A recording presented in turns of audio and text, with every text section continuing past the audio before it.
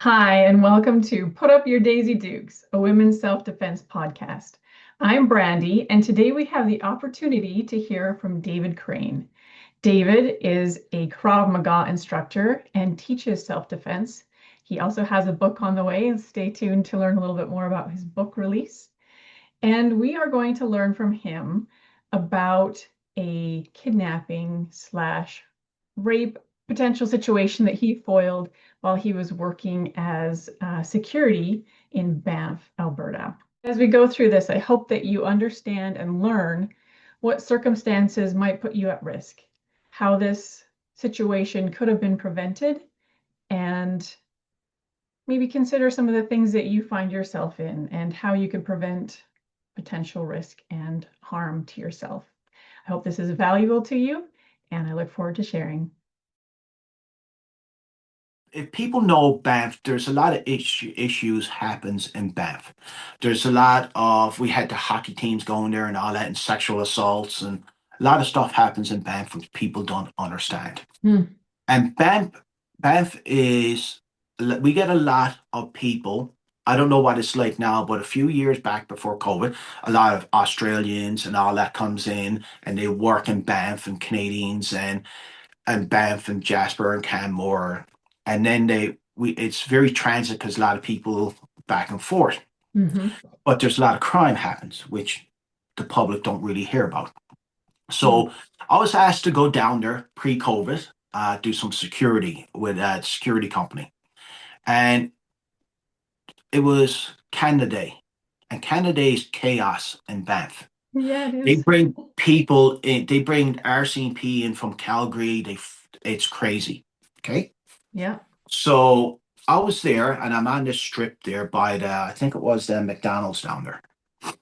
And there was this guy and this Aussie woman and they were communicating and all that. And she was drunk and he was soberish.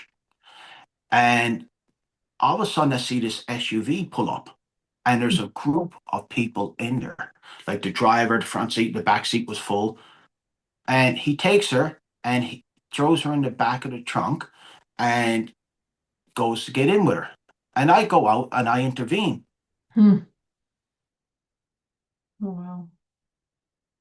Well, and I start writing down a plate number. I said, well, can I see your IDs? And I wrote down a plate number. I said, just in case something happens to this woman, I want the plate number and all that because Yeah. I'm reported. And they start calling me racist. It's Hmm. like, well, you're racist. I said, no, I'm not racist.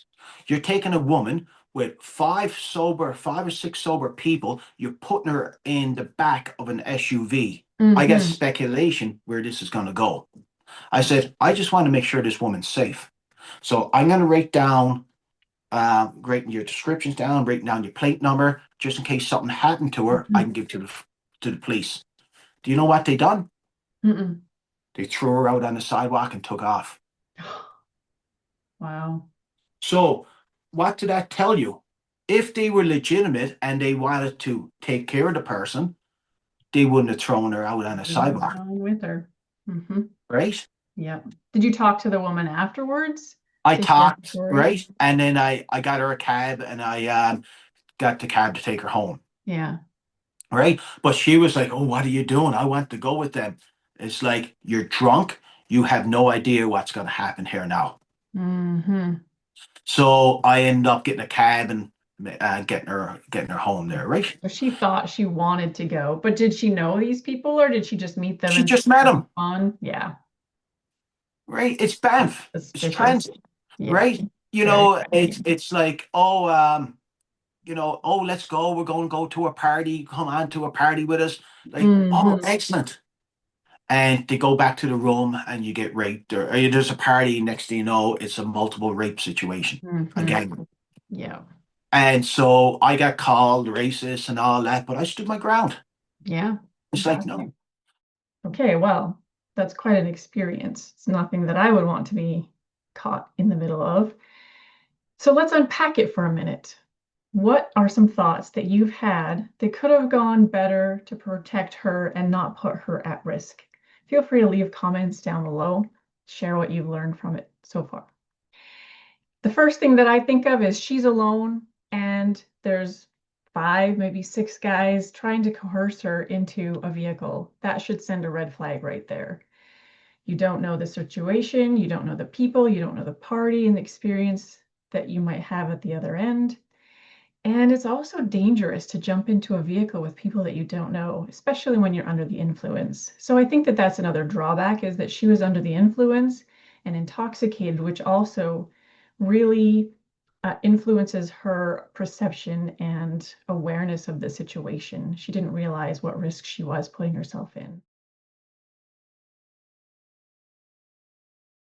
Like if people have something in their purse and think that they're going to use it if they're being attacked, like how likely is that actually going to, your mind is racing, your heart is racing, you don't know what's going on, the person's attacking you and it happens so quick that you don't even think about that thing that's in your bag, or Right. strategy you thought would be good, like holding your keys in a certain way. It's not. It's if you hold your keys, it's gonna push in, and most cars Yeah, now I got grabbed a fobs. set of keys because I thought maybe that would be interesting, because lots of people will walk with it between their hands, but I could never figure out how that would even work. I've heard It that it's won't. better to, even if you're going to do anything, hold it like this so you can smack someone across the face with it, as opposed to, Really, it's yeah, yeah, it's unrealistic. yeah, Keep the keys in your purse. Just use your skills, your hands, your voice. your voice. If it comes to a confrontation, you do what you got to do, and Hmm. you hit you pressure points. You're not going to hit. You hit general areas, Yeah. and there's primary, secondary areas to hit, and that's where you're hitting. I hear you're working on a book right now. Maybe you can tell us a little bit about the book that you're working on and what inspired it, why you felt the need to do something like this. Well, that's and you're correct. I am working on a book, and I found that it's not going to be a technical book. I'm not breaking down techniques. It's important for people to understand each pillar in self defense. And when you look at a book or a self defense seminar and all that, they don't talk. They only talk about the physical, like techniques, what to do and what not to do. But I wanted to go beyond that. Hmm. Maybe later I do a technical book, but right now people need to understand each pillar and why it's important. And self defense is a broader field than just physical. Hmm. Like we talked about the mental, that's very important Very because if we important. don't take care of ourselves, we cannot function in society. We Hmm. cannot function at home. We cannot function for ourselves. If we don't look at, if there's an incident and we get uh, visited by the police, we got to protect ourselves legally, legal self defense. We're Hmm. protecting ourselves. Physical self defense, and then it don't always have to be physical. A lot of times we can de-escalate by visual. People need to know, like we got the tools ourselves. Our whole body is a tool. Use what we got.